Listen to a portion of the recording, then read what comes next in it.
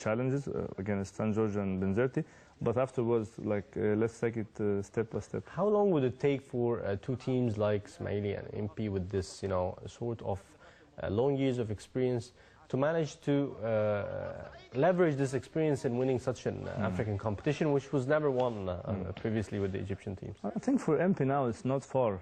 For MP is getting closer every year, and MP is a team that have a lot of like they don't have any financial problems. They have everything ready. But for Ismaili, it will take maybe forever, because Ismaili is every year is losing their best players. So you don't expect like just the same like Arsenal. Arsenal for 8 years now they're not winning any title. Wigan is winning the title, and Arsenal are not. But it's the same. Ismaili, I think. The chance for them would be very low, and it would be a massive surprise for me if they manage with this group of players, losing players every year to maintain a confederations like an African title. Would be a big surprise for me. Let's hope it goes on the positive side in the Confederation Cup. Let's have a very short break and return for more.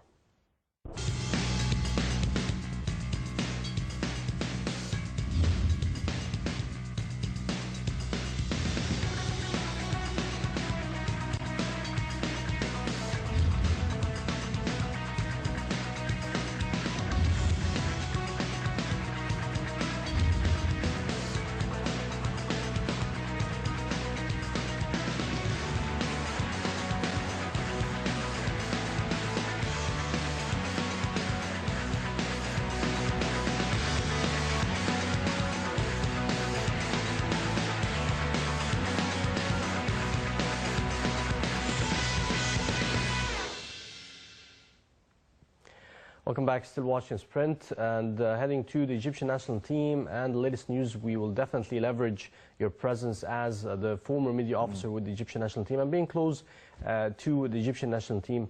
We'll try to get as much of insider information from you as we can.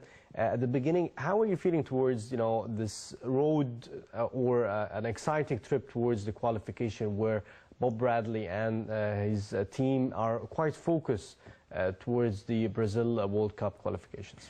They're doing their best to be focused. Yeah, I think this is the better way to doing say their best to be focused. This means that they are being distracted, or there is a lot of challenges or hurdles to focus on the qualification. Of course. I mean, I think you hosted here Zaki Abdel Fattah, the goalkeeper's coach, a week ago or two. Yes, 2 weeks ago. 2 weeks ago, and you guys mentioned something about this, and the challenges are a lot. Of course, starting from the challenge that everybody knows about the league, and stopping the football activity and then resuming the league with no fans, and these are all challenges.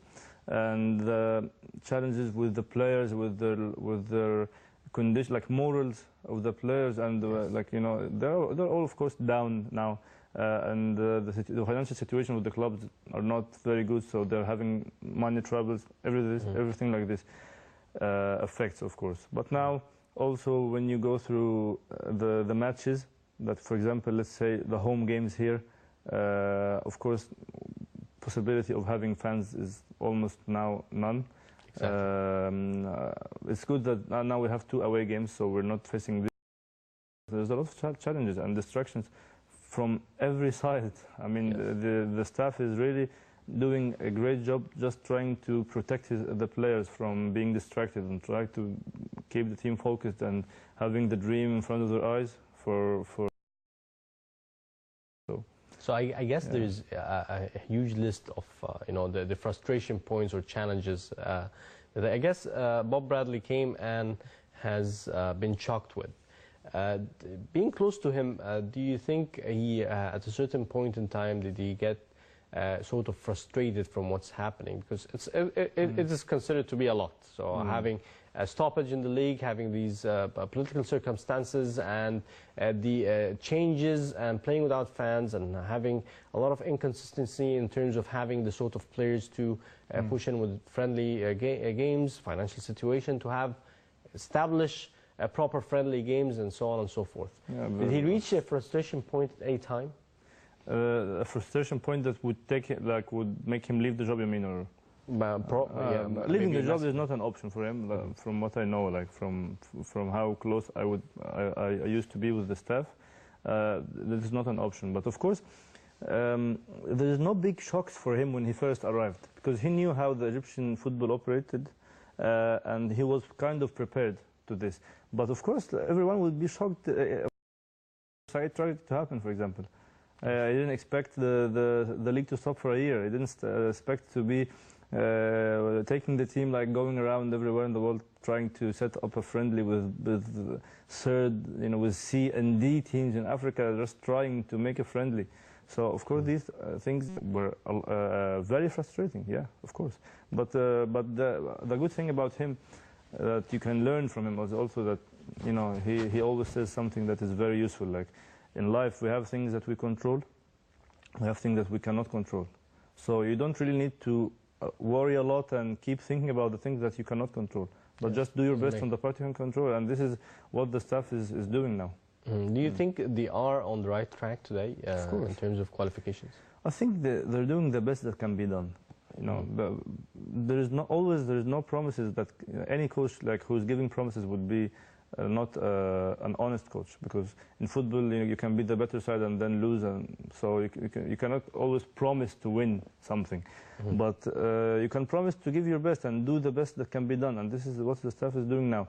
So, for example, they're doing well and they almost won the group. Now it would be easy with the last 3 games to maintain the top spot and qualify to the knockout phase, but you never know what happens in the knockout phase. This is the hard part about the qualifiers this time.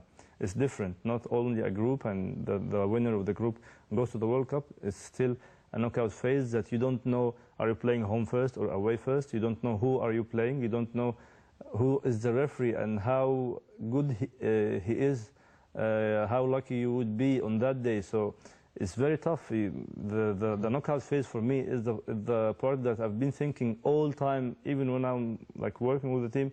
I've been always thinking and wondering how would be the knockout phase.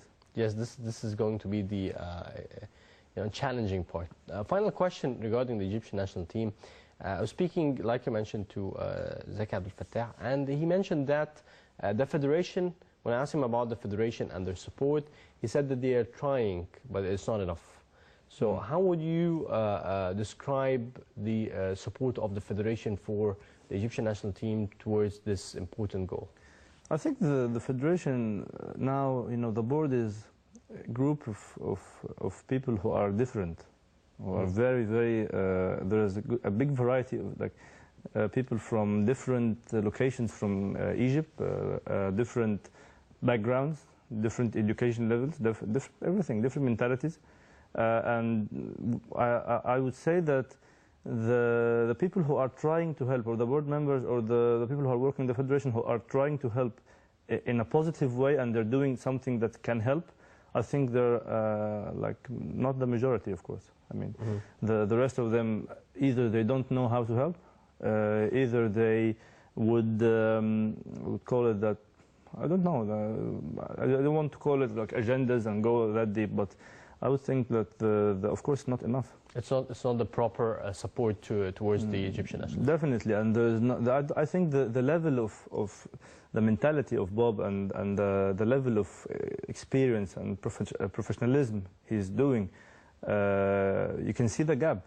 There's a huge gap. Yeah, of course. The system in the U.S. is different between than the system in Egypt. Who's Bob's best player?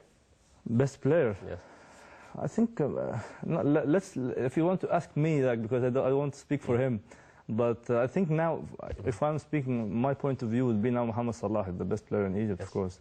Bob would call him the most dangerous player, him and Mejdى in the attacking part, and now Mejdى, of course, is out for a little bit, so he would say that it's Salah. Yeah.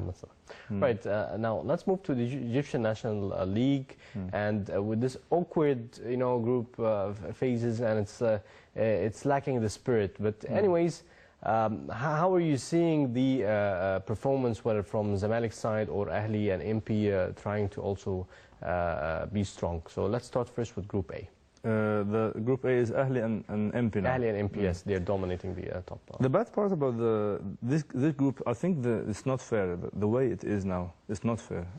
I understand, of course, that maybe that there was no other way to do it. So I'm not blaming anybody for the league coming out in this form, but it's not fair that you win, for example, 10 consecutive games, and then you're in the final league with another 3 teams, and whoever wins like a 4-team league, he's the winner of the league. It's not fair, because the league is always about the team that wins more over the whole season, and the team that is consistent over the whole season. Now it's turning more like a cup, which is, I think, it's not fair to call it a league.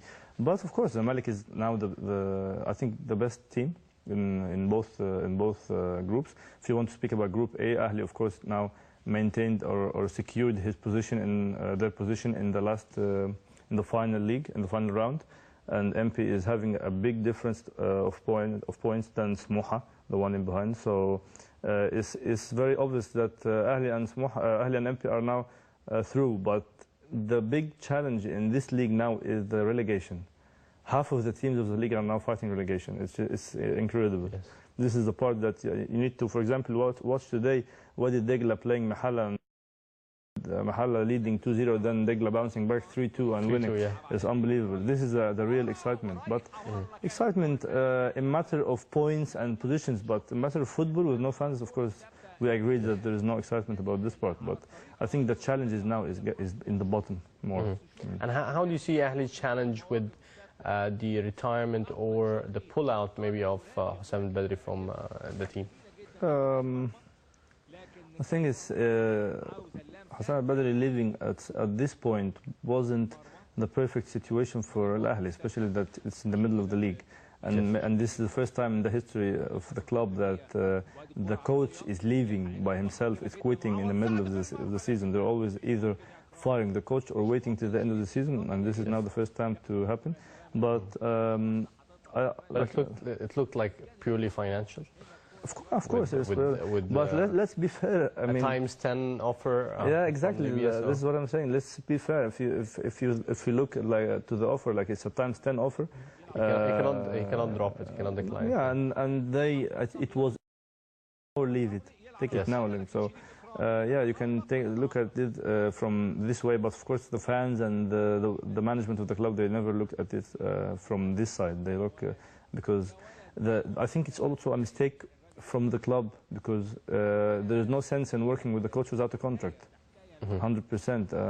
There's nothing called that he's our guy and we trust him. There's nothing like this now in football. He's your guy and now he left because you didn't give him a contract. So they have to deal with it now. But Yusuf, the good thing about the new head coach, Mohammed Yusuf, is that he's very educated, football educated. He's very prepared. He's been around the world looking for knowledge, more knowledge everywhere. So this is the good part about him. And with time, I think he will be doing well. And let's see how it goes. And do you think he's going to be continuing?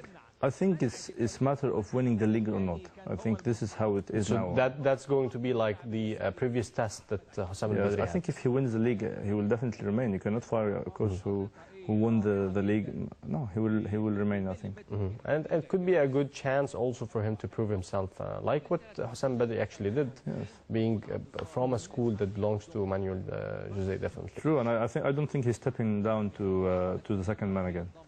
Yes, let's hope he keeps up the pace, and it's going to be exciting with both of the teams.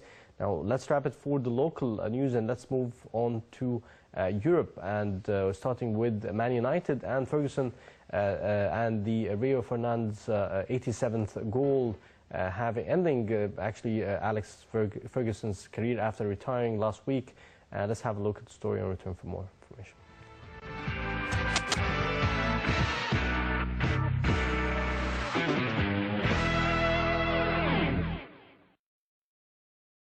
Rio Ferdinand's first league goal in 5.5 years ensured Alex Ferguson was given a winning send-off, thanks to a 2-1 Premier League victory over Swansea at Old Trafford in the veteran manager's final home game in charge of the club.